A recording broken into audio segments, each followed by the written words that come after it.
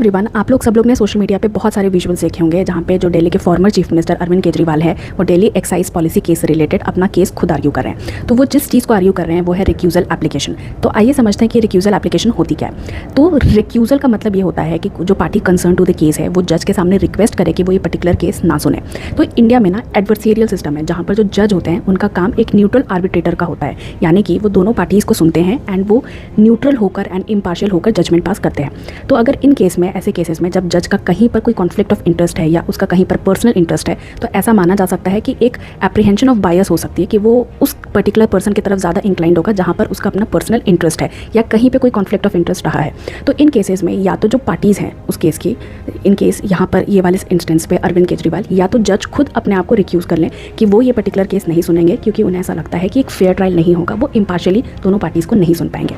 अब दूसरा सवाल आता है कि ऐसा एग्जैक्टली कौन सा लीगल प्रोविजन है जिसके अंडर जो व्यक्ति जो खुद भी एडवोकेट नहीं है, जैसे हमारे केस में अरविंद केजरीवाल जो खुद एडवोकेट नहीं है, वो कैसे अपना केस खुद आर्ग्यू कर सकते हैं। तो इसका आंसर है section 32 of the advocates act 1961, जो ये अलाउ करता है कि इंडिया में कोई भी व्यक्ति, भले वो एडवोकेट ना हो, वो भी अपने केस में सामने कोर्ट के सामने अपीयर हो सकता है with the permission of the court. So this was all about recusal application, and if you think this video was helpful to you then please like, share and subscribe. Thank you.